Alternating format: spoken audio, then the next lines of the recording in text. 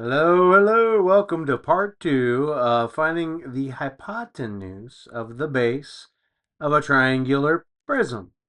And so there's a few things you need to know in order to answer that particular type of question. So let's review the knowledge, skills, and ability, or KSAs, that you must know what the hypotenuse is. That's one of the knowledge, skills, and abilities that you need to know. So what is the hypotenuse? What's the hypotenuse? So it's the side opposite of the 90-degree angle. So I wanted to show you here, right? This is an image of the base of that rectangular prism.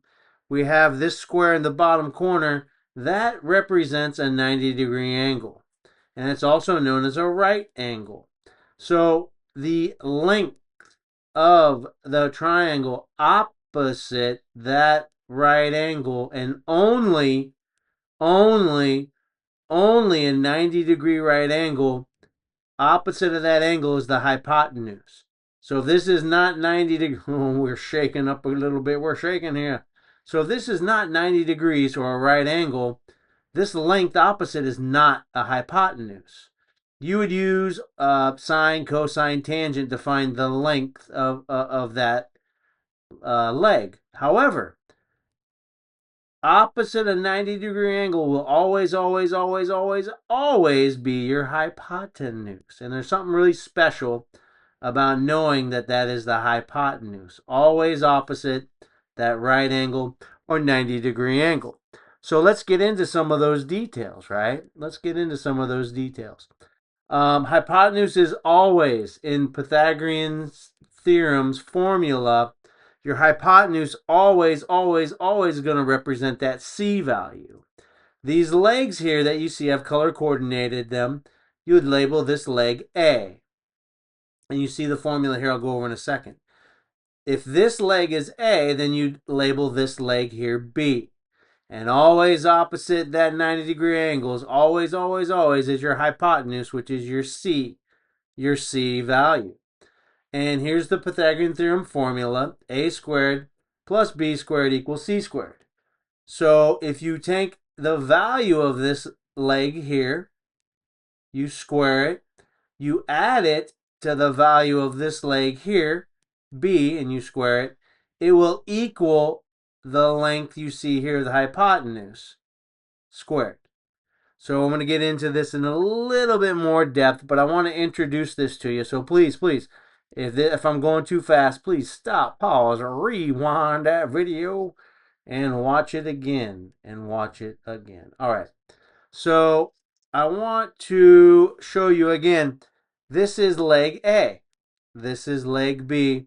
And this is the hypotenuse. Now, these are the lengths of the triangle. I'm talking about leg B and leg A. Okay. Now, technically, you could label this leg down here A, which would automatically mean that this leg over here would be B. These two legs, labeling them A and B, are interchangeable, right? But always across that 90-degree angles will be the hypotenuse. That never changes. So to make things simple, I just said, hey, this leg is A and this leg is B. All right, so we're going to take the square of the value of the length of leg A. We're going to add that to the square of the value here of leg B. And that will equal the hypotenuse squared. And don't worry, I'm going to go over, I'm going to give you some values in this next video, number 3, for leg A and leg B.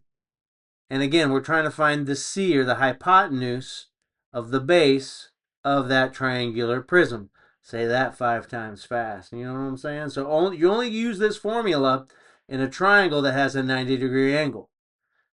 The hypotenuse is the longest length of this right triangle.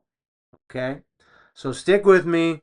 This is a conclusion of video number 2 in answering the question, what is that hypotenuse in the base of that right triangular prism?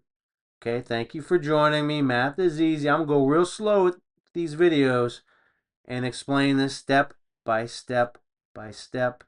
I really appreciate your time. If I've helped you, please help me like, follow, subscribe, share these videos so I can help others.